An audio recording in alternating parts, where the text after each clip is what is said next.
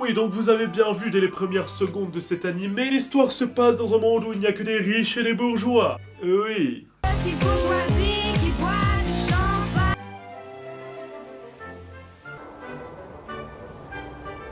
Cet endroit, ce n'est pas chez moi. Bah, comment ça, c'est pas chez toi? T'es nourri, logé par ton père, tu te fous de moi? T'es pas chez toi? C'est quoi ces caprices là? Allez, va mettre la table, on va manger. Oh là là, j'en ai ras la casquette, ras la moumoute. Bon, on suit l'histoire de Raeliana. Raeliana. Et avant ce prénom-là, elle s'appelait Una Park. Oui, bon, je vous ai déjà perdu. Attendez, je vais vous expliquer. En gros, c'est une fille qui vivait pépouze dans notre époque. Pif paf, elle meurt et se retrouve dans le corps d'une autre personne. Mais pas n'importe qui. Dans le corps d'un des personnages d'un roman qu'elle lisait.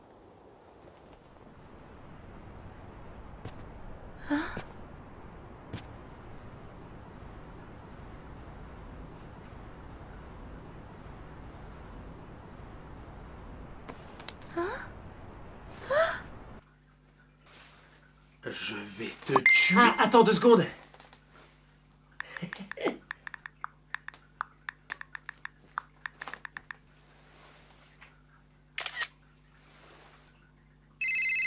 Ouais, allô? Ouais, alors, tu m'as pas tout raconté là, dis-moi tout. 2 secondes, 2 secondes. J'ai été prise. Je vais aller à l'université. Tiens. Bye bye. Je vois. Mourir jeune, c'était mon destin. Moi, Rinko Anasaki, je me suis réincarnée. Aureliana Macmillan, personnage de roman. Alors oui, elle s'est réincarnée en personnage de roman, c'est stylé et tout ça. Mais en fait, c'est pas stylé tant que ça. Car elle s'est réincarnée dans le corps d'un personnage pas du tout important. Et en plus de ça, ce personnage pas important va mourir dans l'histoire. Oh merde! Oh, c'est con ça! On comprend très vite son objectif, c'est de changer l'histoire du livre pour ne pas mourir. Tout ce que je sais, c'est que je me suis réveillée ici. Je n'arrive pas à me faire à l'idée. En tout cas, ce nouveau corps est vraiment magnifique. Ah, j'adore ce nouveau corps. Surtout ma nouvelle paire de... Mademoiselle, le petit déjeuner est servi. Désolé madame, je bug un peu quand je marche. Sinon le repas est servi. J'ai atterri dans une famille de contes de fées. Son chef de famille, John Dane Macmillan, est à la tête d'une compagnie pétrolière. Il est ce qu'on appelle un nouveau riche. Elle est donc dans une famille de riches, très riches mais où le daron a fait fortune dans le pétrole. Oui, en gros, le daron c'est un saoudien. Mais bon, le fait qu'elle sait qu'elle va bientôt mourir l'empêche de bien profiter de cette vie de rêve. Moi, Aureliana Macmillan, je suis destinée à mourir bientôt. Est-ce que tout va bien? Oui, tout va bien, t'en fais pas, c'est juste cette tomate. Vous êtes sûr que vos tomates sont normales? Parce que là, il y a du liquide bizarre à l'intérieur, hein? C'est chelou cette séquence. Aureliana meurt empoisonnée très lentement à l'arsenic. Pendant plusieurs semaines, son fiancé en verse une petite quantité dans son thé du soir. Bonjour, Eliana. Francis Brooks, mon fiancé. Et oui, notre héroïne va être assassinée par son mari. Donc le pire dans tout ça, c'est qu'elle doit vivre avec lui, tout en sachant que tôt ou tard, eh ben, elle va se faire assassiner par lui. Chérie, un petit thé? C'est l'un de tes thés préférés. Son plan est de se mettre les Macmillan dans la poche, d'éliminer Aureliana et de profiter de la fragilité de la famille endeuillée pour récupérer l'entreprise. Bon, en gros, le fiancé veut se marier à notre héroïne pour ensuite la tuer, bien évidemment en toute discrétion, et récupérer toute la monnaie du daron. Et dans l'histoire de base, dans le roman quoi, notre héroïne meurt et c'est ensuite après sa mort qu'il découvre toute la supercherie et tout le plan machiavélique que fait son fiancé. Mais bon, Raeliana, bah elle a pas trop envie de mourir quoi, surtout pas une deuxième fois. Du coup, elle va commencer à réfléchir à des plans pour survivre et donc bah changer l'histoire qu'elle connaît, celle du livre. Tout va bien? J'aimerais que nous rompions nos fiançailles. Regardez un corbeau! Je n'ai plus aucune envie de vous épouser. Vous ne trouvez pas qu'il a un vol tout à fait curieux? Vous faites exprès de m'ignorer, je veux que nous nous Oh là séparions. là, il y a un faucon tout là-bas!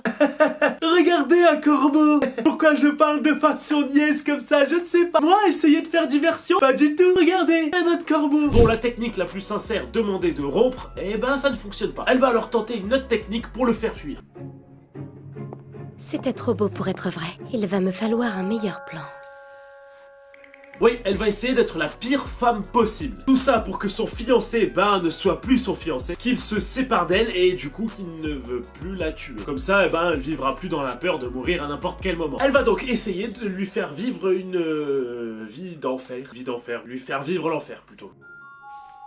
Oups, je suis navrée. Aïe! yes, c'est excellent, on va lui faire la misère. Ne m'en voulez pas, mais je dois vous laisser. Vous partez déjà? Quoi, c'est tout là? Elle lui a versé un verre sur la tête et elle se casse du resto. C'est ça son terrible plan pour qu'il annule les fiançailles? Bon, je vais pas vous mentir, je m'attendais à mieux. Pourquoi il ne veut pas me quitter? Je ne suis pas allée de main morte pourtant. Attends, elle vient de dire quoi? J'y ai pas allé de main morte. Elle lui a juste renversé un verre sur la tête. Bon, j'espère que par la suite, elle va avoir des plans un peu plus... punchy. Bon, la troisième c'est la bonne. Cette fois, il va me quitter, c'est sûr. C'est la première fois que vous chassez? Je vais vous guider, rassurez-vous. Quelle naïveté, mon petit Francis. Reliana chasse depuis des années. C'est la première fois que je touche un fusil. J'espère que je ne vais pas faire de bêtises. Et voilà, débarrassé de mon mari. Et une bonne chasse des fêtes. Oh bah, y avait pas à attendre 10 000 épisodes pour s'en débarrasser. Voilà. Bon, bien évidemment, elle ne va pas le tuer, mais elle va tenter de lui faire un peu beaucoup peur. Il vous suffit de... Je suis toujours aussi maladroite. Cette fois, ça devrait le faire. Il va bien finir par en avoir marre que je fasse connerie sur connerie. Aucun message de Francis. Pourquoi il veut toujours pas me quitter? Ah bah ma cocotte, vu l'argent qu'il peut se faire en restant avec toi, il va pas te quitter si facilement. Mais alors qu'elle n'a plus d'espoir, un événement va tout changer. Et cet événement, c'est une soirée... On dit une soirée avec des gens riches. Une soirée mondaine. Voilà, c'est ça que je voulais. Elle va faire une soirée mondaine et... il va se passer des trucs de fou. Il doit bien y avoir un moyen de rompre ses fiançailles. Le voilà enfin, celui-là. Noah Volster Win-Knight, un éminent duc de ce pays. Et voilà l'un des personnages les plus importants, Noah. D'ailleurs, on comprend très vite qu'il est très important, car c'est le seul personnage qui arrive à la soirée au ralenti. Volster Win-Knight, un éminent duc de ce pays. Ah oui, non, il est carrément à l'arrêt. Ça veut dire que là, t'as le ralenti, et quand t'as un personnage à l'arrêt, c'est que t'es très très important. Noah Volster Win-Knight, un éminent duc de ce pays. Mais que se passe-t-il? Pourquoi cet homme ne bouge plus? C'est parce que c'est un personnage très important. C'est souvent comme ça dans les animés. Nous nous trouvons dans le royaume Chemers. Avec la récente montée du capitalisme, la couronne a vu son pouvoir décliner. Pour interrompre ou du moins temporiser l'ascension au pouvoir des nouveaux riches, elle a rédigé une loi qui protège la noblesse. La loi contre l'émergence d'une nouvelle noblesse dit que le seul moyen d'obtenir un titre est d'en hériter. Mais quelqu'un aurait dérobé le sceau royal, sans quoi la loi ne peut être officiellement ratifiée. Cette découverte a déclenché la panique générale chez les conservateurs, contraints de chercher un autre moyen de faire obstacle à l'avancée des nouveaux riches. C'est à ce moment-là qu'il est apparu, l'homme en tête de la course à la succession, Noah Volster Win-Knight. J'ai rien compris. Bon, le truc essentiel à retenir, c'est que dans le monde des riches, Noah Win-Knight, on dirait un super-héros genre qui pourrait être dans Batman. En gros, Noah Win-Knight, Noah Volster Win-Knight. voilà, c'est ça que je voulais dire. Noah, on comprend très vite que c'est un personnage très très important dans le monde des riches. Car il y a deux clans qui s'affrontent un peu, les nouveaux et les anciens riches. Et lui, il est un peu au milieu. Et selon ce qu'il fait, bah, il peut faire basculer le pouvoir à droite ou à gauche. Enfin, un petit peu compliqué à expliquer maintenant. Mais Noah est juste très important. Et très puissant. Et très riche. Tiens, j'y pense. Avec un statut et un pouvoir pareil, il pourrait m'aider à me débarrasser de Francis. Et oui, vu qu'elle connaît tout et surtout le futur et tout ce qui va se passer, parce qu'elle a lu le livre en entier, elle a pas fait comme moi quand dès qu'il y a trop de pages, ben j'abandonne. Et ben en connaissant tout ça, elle va commencer à réfléchir à un plan plus réfléchi et plus badass. Et on découvre de l'autre côté que le mari Francis, plutôt fiancé, on va dire fiancé, qui est aussi un futur assassin, ben est sous pression, car il a une mission à réussir et ne doit surtout pas se séparer de sa fiancée qui est notre héroïne. C'est pour ça qu'il s'accroche tant. Tu n'as aucune raison de t'inquiéter. Tout est sous contrôle, alors tu peux... Notre client s'inquiète lui aussi. Il a entendu dire que tu ne t'entendais plus très bien avec ta fiancée. Pourquoi dans les animés, ils galèrent toujours à cacher leurs émotions? Pourquoi faire ça? Notre client s'inquiète lui aussi. Il a entendu dire que tu ne t'entendais plus très bien avec ta fiancée.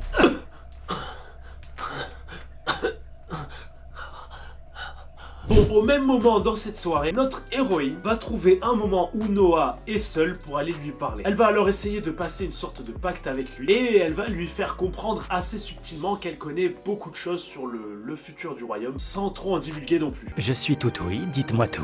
En quoi consisterait ce marché? Il a mordu à l'hameçon. Reliana?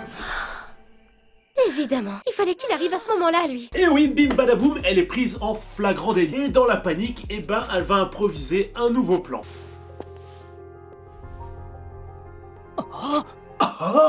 Mince, il faut que j'arrive à cacher mes émotions.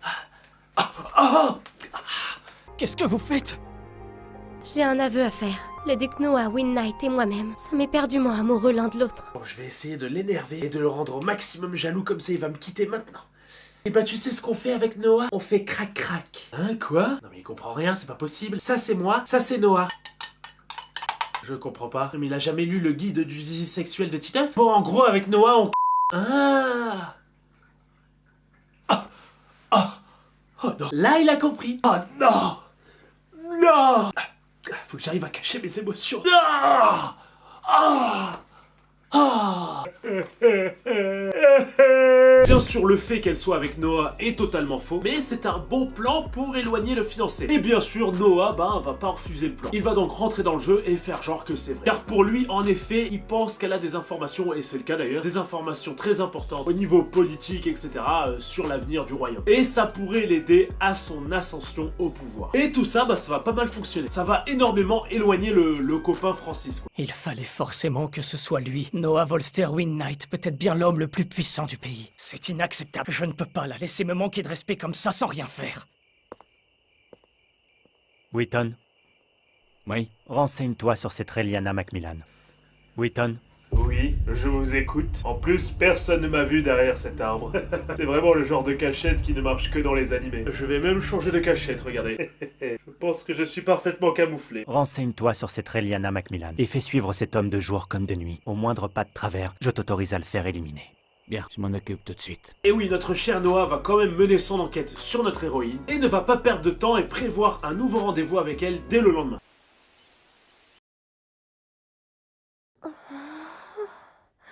Oula, oui, attendez, j'avoue, le son de l'animé, on peut croire que c'est autre chose, mais c'est toujours le même animé, hein. On passe juste à l'épisode 2, mais vous en faites pas, je dis ça parce que la dernière fois, au moment où je regardais l'épisode, j'ai débranché les écouteurs pile à ce moment-là. Ah bah, je vous dis, il y a des gens qui vont regarder bizarre. Oui. Bon, notre Raeliana, elle va réussir à se réveiller, il va se passer plein de petits trucs, pas très importants, et ensuite elle part à la bibliothèque pour se renseigner de comment négocier et comment faire des bons contrats, pour qu'il n'y ait aucune faille dans son plan.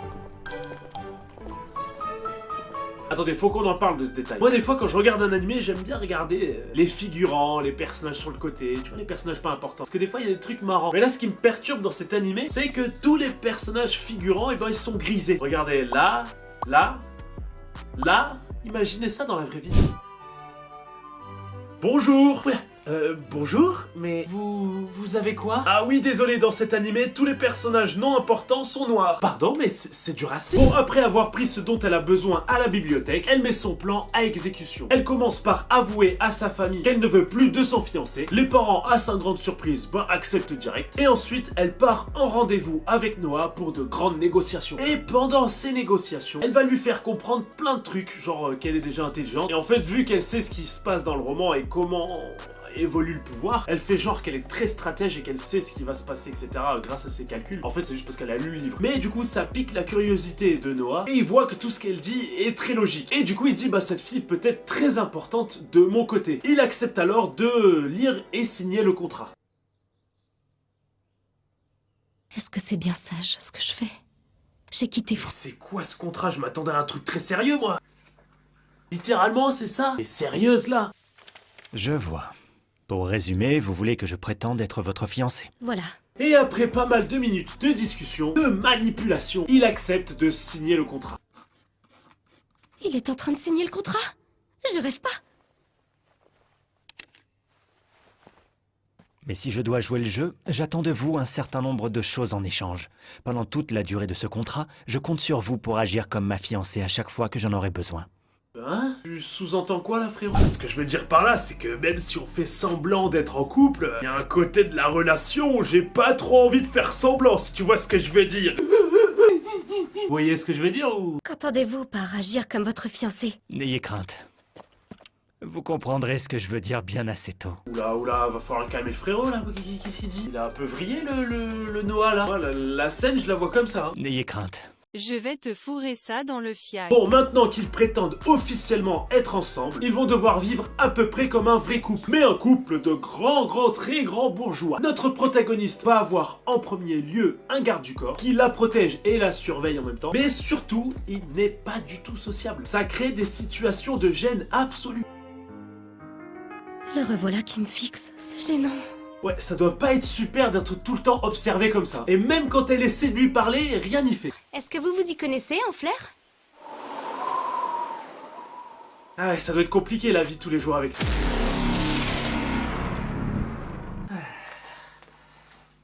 Monsieur, je vais me doucher, faut partir là. Bon là, monsieur, je vais faire caca. Tournez-vous et bouchez-vous le nez. Et oui, et en parlant de vie de tous les jours, notre héroïne doit donc partir vivre chez Noah, dans son immense demeure, et va découvrir la vie de ultra riche. Bienvenue. Je suis Gideon Jura, le majordome en chef de ce manoir. Nous sommes tous ravis de vous accueillir. 4 majordomes pour une maison?